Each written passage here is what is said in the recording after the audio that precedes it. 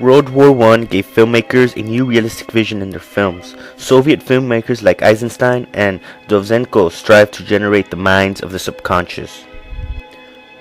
No country seemed less likely to make a stronger recovery and develop a national cinema than the USSR, newly freed from the fumbling rule of the Romanovs, the last of whom, the remarkably dim Nicholas II, took a condescending interest in movies. During the 1920s, a vibrant film culture arose in the Soviet Union in the period following the Russian Revolution. This resulted in influential developments in film theory and a distinctive body of films. Several of these films stand as landmarks in the history of world cinema. The Soviet filmmakers of the 1920s were instrumental in the development of formalism, a strong and excessive emphasis on outward appearance or form instead of content or meaning. Formalism was the dominant film theory of the silent era. Formalists saw their art as a tool of social change.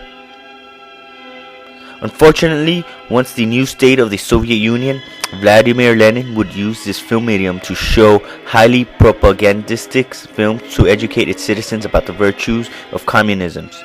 The film industry was lacking in funding, and also because many of those artists and technicians fled the country or fought in war, the short films were to educate, energize the country with patriotic films, and deal effectively with those who remained in opposition to the new order.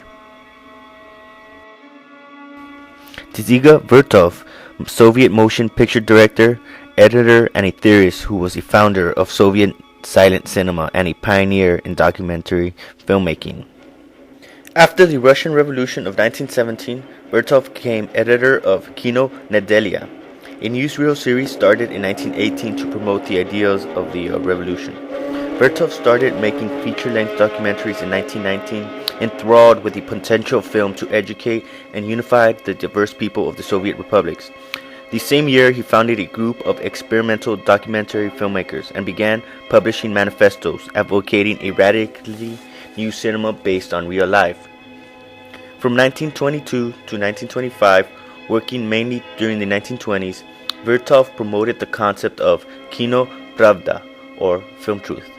Through his newsreel series, his driving vision was to capture fragments of actuality which, when organized together, showed a deeper truth which could not be seen with the naked eye. In the Kino Pravda series, Vertov focused on everyday experiences, eschewing bourgeoisie concerns and filming marketplaces, bars, and schools instead, sometimes with a hidden camera without asking permission first. Vertov documentaries include 1/6 of the World and his most influential work, The Man with the Movie Camera. He used so many realistic approaches. The Man with the Movie Camera dramatized Vertov's ideas on the role of the documentary filmmaker in society and established his reputation abroad. Vertov's style of documentary filmmaking lost government favor during the 1930s. Nonetheless, his effort profoundly influenced the development of the film documentary and established film as an important tool of mass communications during a period of enormous political change. Concurrent with Vertov's work was the style of Lev Kuleshov, a very important figure in Russian filmmaking.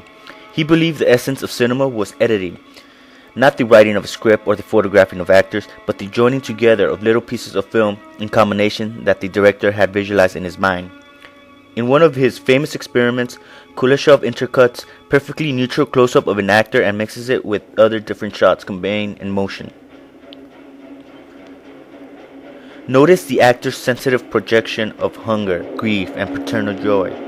His subtle shifts of emotion depending on what he was looking at. Kuleshov proved that the order of shots in a sequence influenced the perception and meaning of any given action. Filmmaker Pudovkin affirmed the theory of Russian filmmaking in his statement, "The foundation of film art is editing." Trained as a scientist, Pudovkin made movies as well. 3 of his more popular movies were Mother, The Ink of St. Petersburg, and Storm over Asia. In the movie Mother, an adaptation from Maxim Gorky's famous novel about the 1905 anti-Tsarist uprising, Mother emphasized the essence of his characters in contrast to his harsh, realistic backdrops. His movies were based on someone's life, personality, rather than revolutionary abstraction. Most other Soviet filmmakers at the time would use strong professional actors to capture that very dramatic close-up. but Budovkin used lesser stereotypical faces and let the audience discover their common humanity and personality. In 1925, filmmaker Sergei Eisenstein's first movie debut was Strike.